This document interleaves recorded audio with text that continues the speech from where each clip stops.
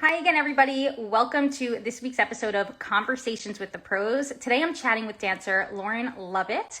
We're talking all about her career shifts from dancer with New York City Ballet to now choreographer and so much more, navigating the pandemic. And yeah, hi, Lauren, thank you for being here and just joining us with these conversations. I'm going to really just dive in at this point and we'll take it from there. So, Lauren, why don't you tell out your early years dancing, before your pre-SAB days, just to give everyone a little introduction of who you are and your background. Cool. So I grew up homeschooled my whole life. Not a lot of people know that about me. Never went to school. I grew up in Southern California, and I only got into dancing because somebody saw my feet. Mm-hmm. And I have feet that bend. And in ballet, that's a thing that you already have a leg up. And I'd never been good at anything before. I'd never had like a real passion that I was pursuing. I just did. I played in the yard. I was with my family. I was a really wholesome, natural, free-spirited kid. And someone saw my feet and then said, I think you should be a ballerina. And I told her I couldn't afford it, which I couldn't. My parents couldn't do that at the time. And she paid for my lessons. And she paid for my lessons for a week to try, and then a month, and then a year. And we ended up moving shortly after that to North Carolina. I got a scholarship there too. I begged for one. And it's just been this amazing thing in my life that sort of came to me. So I'm not a religious person, but I do believe that there is something higher out there, because the way that my path has taken me has been so much like a river from one instance to the next. And I've always worked really hard, but there's just been a guiding light that I was in the right place at the right time, always. And so a lot of it's luck. It's like hard work and luck. And I ended up moving away from my family when I was 14 to live in New York. And I joined the School of American Ballet, which you said you wanted before that, but that's basically a good synopsis, I think. Yeah, that's fabulous. And what I'm kind of curious about, though, in those early years, actually, how was your relationship with food before you started SAB? I grew up, we didn't have a lot of money growing up, and it was really tough. My parents had 4 kids before my mom was 30, I'm 30 this year. So imagining that is crazy. So my dad had a hard time, was going from job to job. We were that family that had the extreme couponers. I don't know if you've seen that on TV. We weren't the family on TV. And so my relationship to food was always that I could never get enough food. We were hungry a lot. And so I guess that was different than some of the other ballerinas around me. Like I had this fear of like not knowing where the next meal was going to come from. And so that was different. It was definitely like a gorger and like a, never leave anything on the plate kind of relationship to food. And then it changed a little bit in school. I started eating unhealthily, I think, because I was free I moved away from my family when I was 14. And a lot of my friends were experiencing, and my sister too, eating disorders and trying to lose weight as young teenagers, which is just not a good time to be thinking about dieting and all of that stuff. And I would feel guilt that my body was shaped different. My body has always been really naturally thin. And so I would just eat the worst foods for my friends in this weird sort of psychological way. And so that was sort of my relationship to food's been a weird one. Well, what's interesting, Lauren, is it sounds like you came from a place, obviously, of food insecurity, right? Yes. This is very much something that's a major problem in our country in general. And that idea of food scarcity and not knowing when your next meal is. And what's so interesting, and I'm not going to dive too much into this, but what's so interesting is that with dieting and what we see with disordered eating behaviors in dieting is this intentional idea of food scarcity versus that unintentional, you know what I mean, where it's not in your control. So I think that's really interesting. Now, when you did move to New York City, you were 14, you were really young. That must have been really challenging for you to not just live on your own, but to also fuel your body.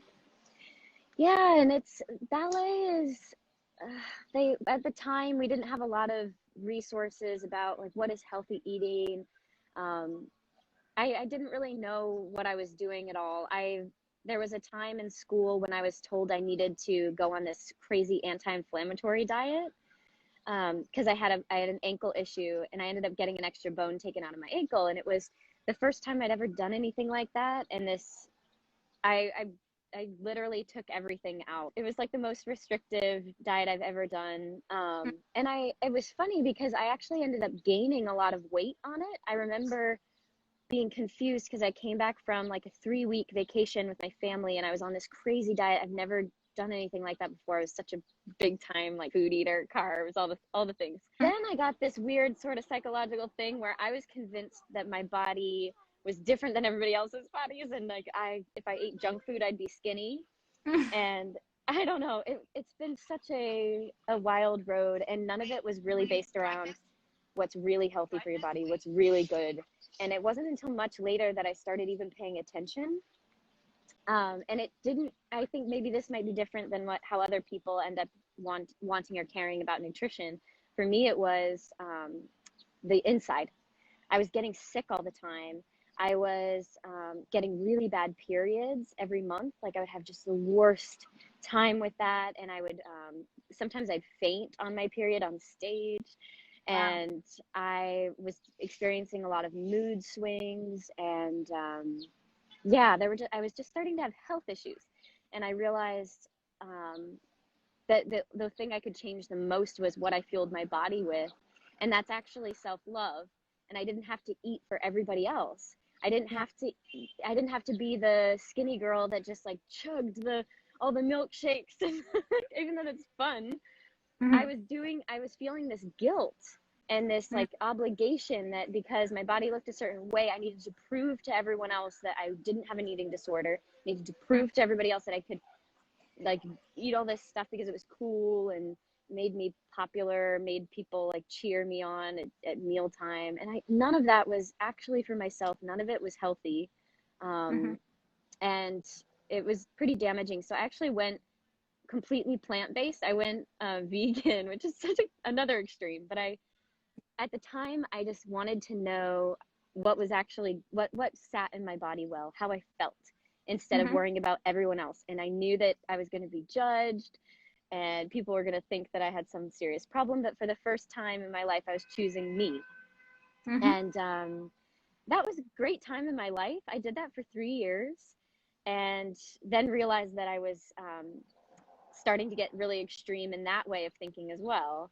Yeah. And if I ate a piece of steak, I wasn't gonna die, and like the planet wasn't, explode that much faster. I mean, I really care about the environment and the effects of agriculture and all that stuff. But so I'm a much more balanced. I have a much more balanced approach to food. I eat things that make me feel good, and Yeah. I care about the planet a lot. And I really think that eating mostly plants is best for our bodies. But I don't have that feeling of um, I'm right and everyone else is wrong, like my Right. prescribed way of living. You bring up a couple good points. I think the first thing here, obvious need for education, and especially like qualified education in dance schools. I would say that's the first thing, because so many dancers like yourself were or are 13, 14, going off for the first times and not having those resources that they need. And then the next thing was this idea of it being so trial and error for you, and really it being like a process and a journey throughout many years. And that journey in of itself sounded like there were a lot of ups and downs. It's a never ending journey. And I think as dancers, it's important to just keep questioning yourself why you're doing things. And my most unhealthy habit with food that I've noticed that the ballet world has sort of conditioned me for, and what I actually ended up doing an article in the New York Times about it earlier this year, is that there is still this pressure in ballet that the skinniest girl is the best. Like you have this edge if you look like whatever we call it, the line. And I would notice that I would just even subconsciously, not even always to my awareness, I noticed it as I started getting back into dance. I would just skip meals. Hmm. I just kind of eliminate certain meals. And I realized that that was something that I really had to look at square on and not ignore. What is this? How come I didn't eat lunch today? What Yeah. is that about? And so just always, I think, especially as dancers, just always questioning yourself. It does sound like, that didn't work, right? It wasn't a sustainable habit that led you, which kind of like brings me to my next question, Lauren. And Mm. it's really about, like, if we really fast forward now to COVID hits in March, and at this time, like, a lot of dancers are feeling limited in their inability to perform, let's just say. But I have to be honest, having followed your story for so long, it sounded like COVID was more of an opportunity for you, an Yeah. opportunity for change. Can you talk to us about this? COVID, it was. I was so burnout. Yeah. I've never been that burnout in my life. I didn't even, I honestly don't know how much longer I could have sustained the schedule that I was on, Yeah. had COVID not happened. And so I think I was relying fully on the momentum of the bike, Mm. like the, psychological momentum of the bike. I just kept going to the next rehearsal and having the next show, and that kept me going. But once everything stopped and shut down, I realized how broken I really was, how much I had to process, how tired, how unnourished I was. I wasn't giving myself rest. I wasn't giving myself a whole lot of kind self talk. It was really sort of a damaging moment. Like, I went through a damaging 2 months where it was Yeah. just, now that I'm only with myself, I'm terrible to myself. I'm being so mean. And writing and processing grief. And I think everybody went through that. I'm definitely not alone or special in that way. But for COVID, it was an opportunity for me to feel my body and feel my mind Mm-hmm. without the distraction of always being able to work my way through. And I mean, I love work. I love my job. I'm so passionate about dance. That's like, I'm so lucky in that regard that I get this thing that doesn't always feel like a job to do with my life. But at the same time, it's not until you lose those things that you really understand where you're at as a human being. And for me, my humanness, who I was outside of being a dancer, was just like this little baby plant that just hadn't been watered that much. And Yeah. so I fixed up a house. I didn't dance for 11 months. And that was hard because I felt a lot of pressure. Dancers feel a lot of pressure that if they take any kind of time off, you're going to lose it. You'll never be able to get back. Um, there's just this pressure that's like in a short window that you've got to accomplish all these things in a short period of time because the career doesn't last very long. And I actually gave myself that time. Yeah. I muted any social media account that made me feel pressure to do something that I knew I couldn't do.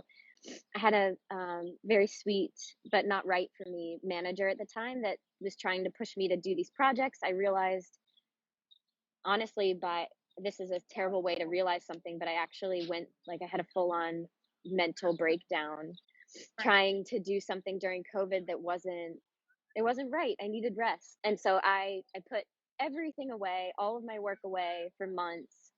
Um, I learned how to do construction projects and I don't even know. I wrote a lot, and then just gave myself time to do nothing. Like, Yeah. it's okay to do nothing, and Yeah. we at least, I don't know if the younger generation feels this way too, but I know that for my generation, there's such a pressure to be successful and Mhm. and I'm sure it is that way now too. And now we have social media, so it's like, look at what everyone else is doing and how successful everybody else is, and it's you're on your own journey. We don't know how much time we have on this planet. Yeah. Um, And Lauren, oh, you bring up so many good points that I just want to break down for, like, younger dancers here, because yeah. the idea of burnout, and that, at the start of COVID, it was this opportunity for you to really take a step back, to realize that's how you were going to move forward in your life. Like, whether that was on stage or not on stage, that's what you needed to do. And I think a lot of younger dancers need to hear this, because that bike that you were talking about, that bike that just, Yeah. like, because I'm a millennial also, and I feel Yeah. that bike too. It's really important for us, anyone who feels like they are on that bike, whether you're 12 or whether you're whatever, 30, 32, Yeah. whatever, Yeah. um, to really see if you can try slowing that bike down a bit. because it could just land you in burnout land. And my next question for you is, it sounds like you kind of answered this already, but like, it sounds like almost like the breakdown could have been the biggest sign that like you needed to hand in a letter of resignation. It was the start.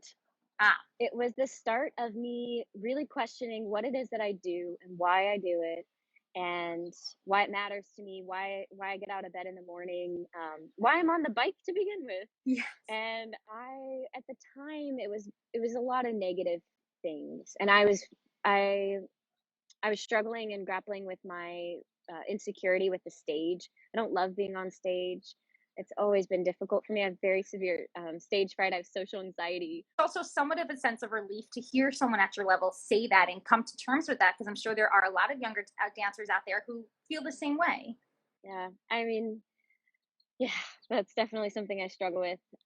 But I did not. It was very important to me. I did not want to make a decision, such a huge life decision, based off of running away from something or feeling negatively towards something. And so I waited.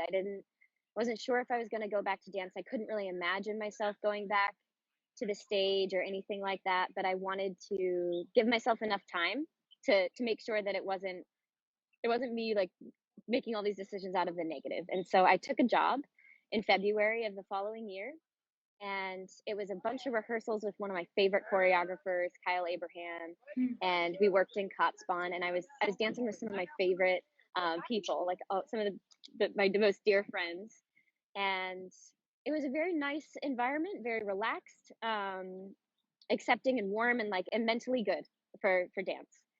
And everything came back. And I guess that's what I want to encourage other dancers about too, is that what we do is so mental, that you think that, oh, my pirouettes are gone forever if I miss a couple of classes, or if I take a week off, it's not going to be there.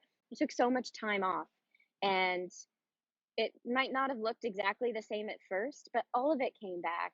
And I realized the things that I love about moving, the things I love about what I do, the expression. I love being in the room where something new is being made. And that's what I realized. I said, I'm in this career because I want to encourage the dancers around me, and I want to be in the room where something's happening brand new. And it was none of my reasons for staying with City Ballet were reasons that I was super proud of. It was a lot of fear-based things, like if I go out on my own, I'm not going to have my steady job. What if I end up on the streets? Like I have no education, I'm going to end up like lost. I can't just be an independent artist. And I had a lot of fear, and there was a lot of pride. Like I didn't want to lose my title. I love my title, principal ballerina at the New York City Ballet. And it's like, you know what? I'm not that proud of that reason. If I am there because I'm 100% invested and I love the stage, and I want to dance that much, that many hours a day, perform all the time. If I feel like I'm being fed by my teachers, which I lost a lot of my teachers, they passed away in the last year.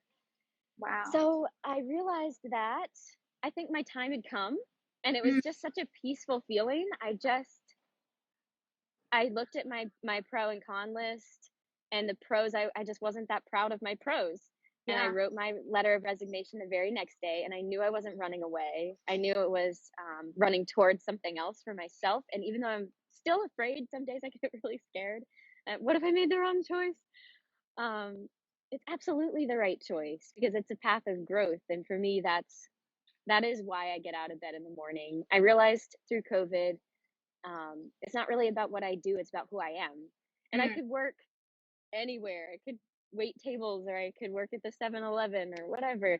I know who I'm going to be in that space. And I trust my work ethic, and I trust my creativity, and moving forward. And so I realized that for me, I don't want to be the greatest dancer that there ever was.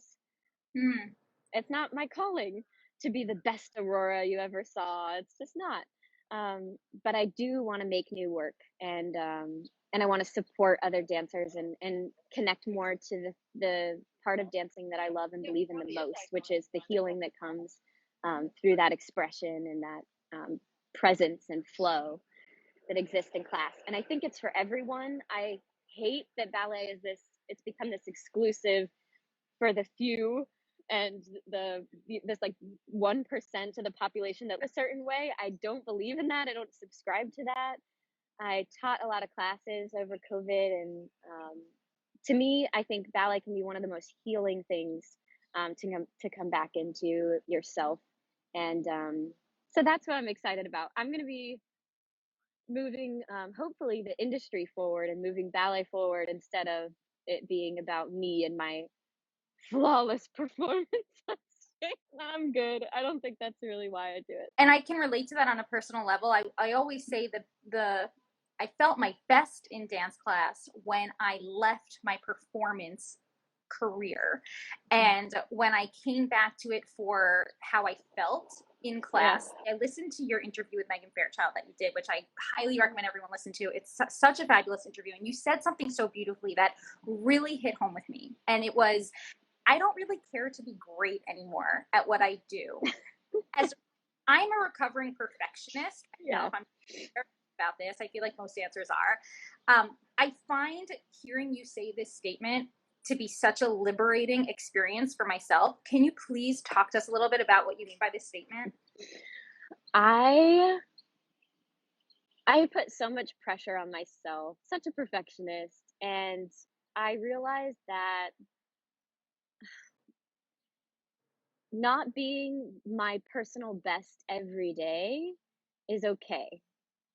It doesn't mean that I don't aim for it, because I do. I still aim for it.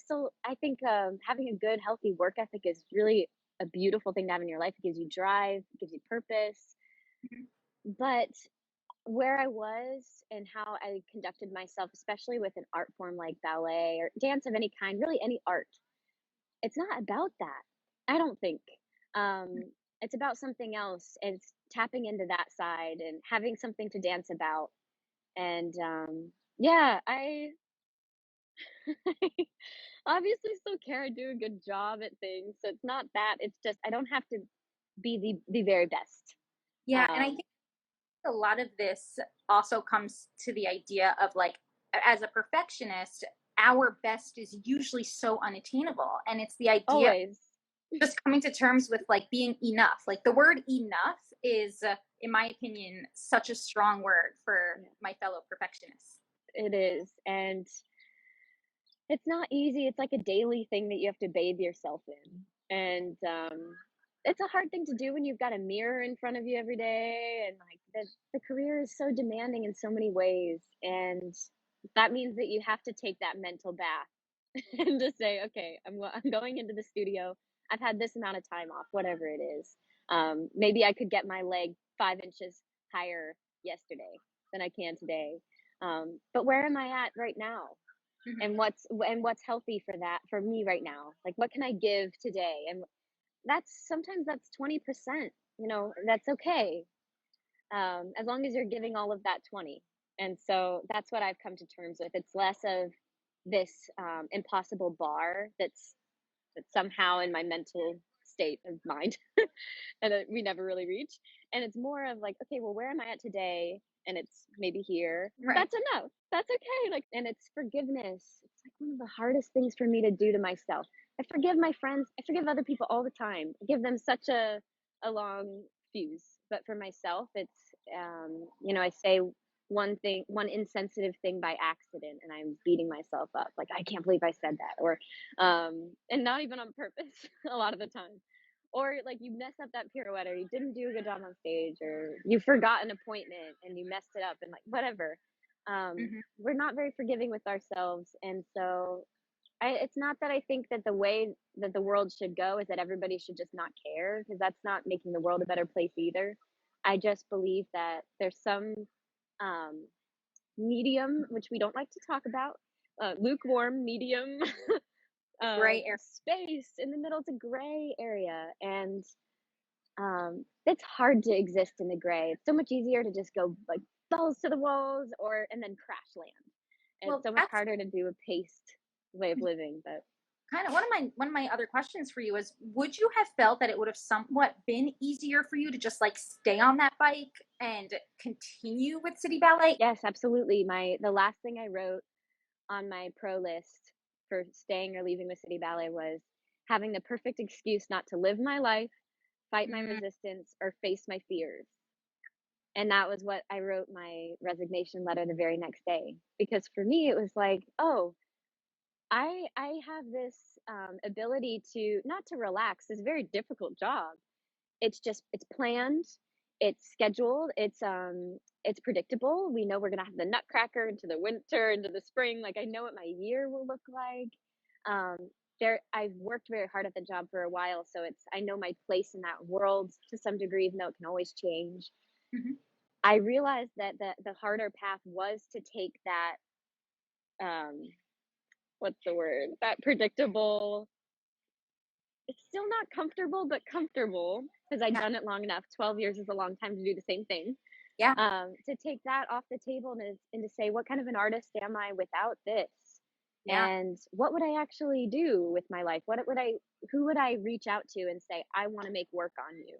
Or like, Mm-hmm. what job would I apply for if I weren't taken? If all my time wasn't taken by this other thing that I know I can do? It means that you've got to jump off this ledge, and it means that, your wings might not be strong enough, or for me, it's like old enough. Are they old enough to fly? But I take so much comfort, and I can't say this enough, in knowing, if you know who you are, and if you live your life in a way that's not about what you do and what you accomplish and like how your name is going to be in lights and famous and whatever, if you know who you are and who you want to be in the world with whoever you meet in your day, you're liberated, you're free.